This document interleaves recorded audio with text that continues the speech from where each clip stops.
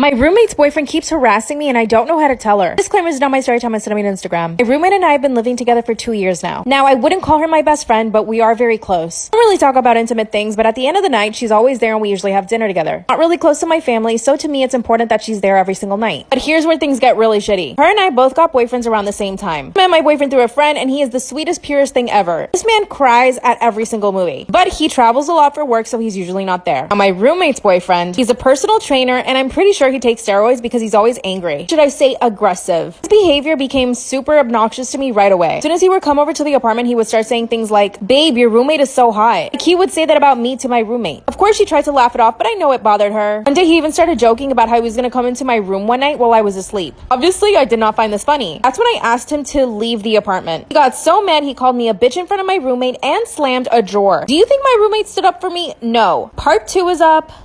My roommate's boyfriend keeps harassing me and I don't know how to tell her. Disclaimer is not my story time on Instagram. After he called me a bitch and left the apartment, I was terrified. First off, this guy is 6'2" and he's built like a truck. He's like pure muscle. So when he's yelling in my face and slamming drawers, of course I'm terrified. But my roommate does nothing. But it gets worse. 2 hours after he left, he sends me a text message saying, "Fuck you." And then he sends me a picture of him with his tongue out, giving me the middle finger. I got up to show it to my roommate, but that's when she actually asked to talk to me. She sat me down on the couch and she started telling me how he's such a good man, how she's never been able to find anybody like him. Then she asked me if I could just try to get along with him. He even started crying and it broke my heart. So I decided to let it go. But the next time this guy came over, once again, he started playing super loud music. I came out of my bedroom because I was trying to work and I asked him nicely to turn it down. At this point, my roommate was showering, so it was just him and me in the living room. But then he gets up from the couch and walks slowly towards me, looking me up and down. That's when he says, "You wish you had a guy like me." I turned around and tried to walk back to my room, but he grabbed my arm and turned me around. Then he grabbed my face and tried to kiss me. I actually gagged. That's when he said to me that I was just playing and that I actually want him. The whole time he was squeezing my arm so hard, I finally got away and went into my bedroom. And that's when he sent me a picture of his thing. I literally almost died. I walked out and kicked him out again. This time he didn't put up a fuss, but now I don't know how to tell my roommate. What the heck am I gonna do?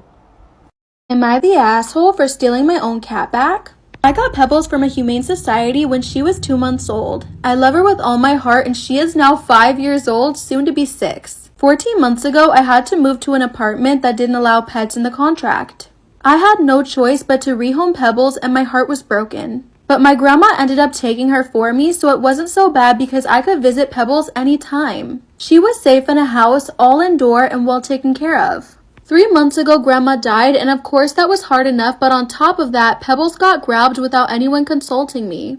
She was brought to my uncle and aunt's house to live. There, they put her outside with other cats on the farm. Am I the asshole for stealing my own cat back? On my off day, I drove to see her, and she was looking scared and bedraggled. They insisted she was fine, and I went home heartbroken and angry. Recently, I was able to move into a better apartment that's pet-friendly. I asked if I could have Pebbles back, but my aunt said no, and that my cousins, female 15 and female 18, have grown attached. Frankly, oh well. I said okay, and then last week during work, I took off my lunch break, drove to the farm, and I found Pebbles and put her in my car. It took them 2 days to even figure out she was gone. Then, of course, my aunt called me and asked if I took Pebbles. I said yes, and she's so angry, and now my parents are disappointed in me. Am I the asshole for dating the ex of somebody I know? Disclaimer is not my story time on Instagram. Little backstory. I'm 27 and I have never wanted a relationship before up until now. Now, my mom has had a very good friend for about 20 years. This friend of my mom's has a daughter. I've only ever met this girl maybe twice. Back when I was 12 and 15. She follows me on Instagram, which I do not follow her back. But even though she follows me, I never see her liking my posts, never replies to my stories or ever interacts with me. Which is why I don't follow her back. My mom and her mom have always wanted us to become friends, but there's a reason why we haven't become friends. She's always given off a mean girl energy, like that fake friend that's really envious of you. Yeah, so I stayed away from her. Her and I don't have the same circle of friends, but we have a friend in common. Let's call this friend Valerie. Valerie invited me to a party and I showed up. At the party, Valerie was like, "Hey, I want to introduce you to this guy who's had a crush on you for years." And I was like, "What do you mean?" And she said that he had met me at a party 5 years before. Apparently he doesn't have social media, so I don't even know what he looks like. So she introduced me to this guy and we hit it off instantly. We had really good fun and he asked me for my number, so I gave it to him. A few weeks later, we go on a couple of dates. He asked me to be his girlfriend, but I say no because I'm not ready for that. Then guess who crawls into my text messages? My mom's friend's daughter. Her message reads, "It's my feelings that you would ever consider dating somebody who I dated. He and I have deep history. How dare dare you? I'm just gonna have to speak to your mother about this. I sent screenshots over to the boy, and he told me that they went out once, and that yes, they did hook up that one time. But apparently she's never left him alone. Then this girl gets even crazier. Part 2 is up.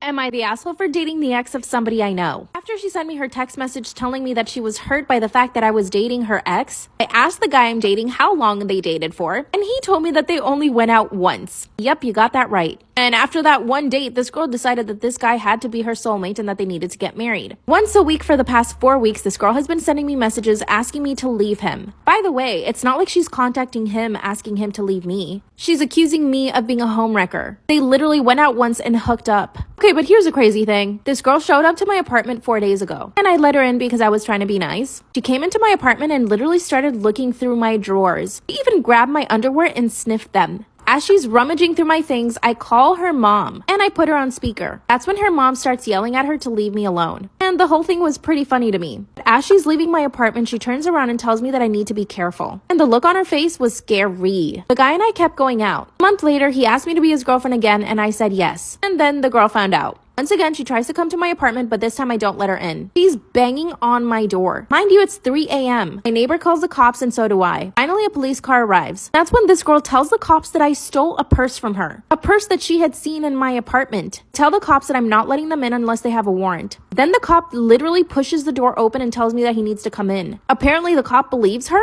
He comes into my closet and finds the purse. Start calling my sister who's a lawyer and they finally leave. A few days later, I find out that this girl hired the guy. He wasn't even a cop. So they literally came into my apartment and stole a purse. Now I'm really scared. Is this guy even worth the whole drama? What should I do? Am I the asshole for eating my husband's entire birthday cake by myself? Side note, I hope everyone enjoyed Thanksgiving if you do celebrate. Preface by saying that my husband's family and I don't get along like at all. We're rarely ever on good terms, and for my mental health, I decided to put distance between us. Especially after I was blamed for my most recent miscarriage that happened 3 months ago. My husband can still see and visit them whenever he wants, but for me, I don't attend any events. My husband's 30th birthday was 2 days ago, and I plan to celebrate with him. I bought a cake and a gift, but he said that his family invited him to celebrate his birthday and he really wanted to go. Am I the asshole for eating my husband's entire birthday cake by myself? He said he really wanted to go to his family's house because they throw a party like no other. We argued and he told me to wait until he's done celebrating with them and then we could celebrate at home and eat cake. After he left, I felt so terrible. I called him, but he turned his phone off. I was so mad, I took the cake, brought it to the living room, and started eating it. I ate the whole thing, not saving him a single piece. He came home and blew up and said what I did was spiteful.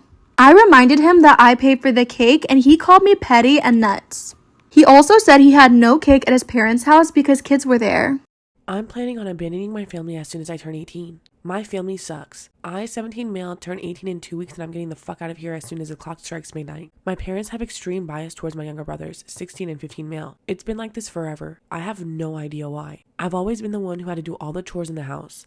I also have always been forced to play every single sport I possibly could to the point where my schedule was packed 365 days a year. My father told me he would teach me to be a real man, but my brothers never had to do any of that shit. They're both fat, lazy fucks who sit around and play video games all day and all night. They miss school at least 30% of the year and are constantly spoiled rotten by my parents. They already have thousands of dollars from birthdays, Christmases, and other holidays. As soon as I turned 12, I was told I would no longer ever be receiving gifts from my parents other than bare essentials. I was told I had to pay for my phone and any other expenses I wanted and to never ask for anything. I wasn't able to own a phone or anything really special for myself until I was 16 because I couldn't find any actual jobs that paid good money. My parents also expect me to take care of my younger brothers when I'm an adult. My younger brothers have both decided that they will not be going to college and do not plan on working a day in their lives. My father told me, "We kept you alive, you owe it to us." Screw you. I'm leaving a nasty letter on the table when I leave and changing my phone number, emails, and everything. They will never be able to contact me no matter how hard they try. I know that my younger brothers are going to be screwed for life since they have zero experience on how to survive in the real world, but I don't care. That's my parents' burden now. I hope they go broke from having to fund my brother's lifestyles, and I hope they lose everything. I have no sympathy for these people, and I will never feel bad no matter what happens to them. The only thing I owe to my parents is the fact that because of the shitty treatment over the years, I am well capable of surviving on my own in the world. I'll be going to college to study finance in Virginia. They have no idea I've been accepted to any college, never even asked. And I'm also very physically fit due to playing 6 sports a year. They took away my entire childhood and I will never forgive them for it. They can all go screw themselves.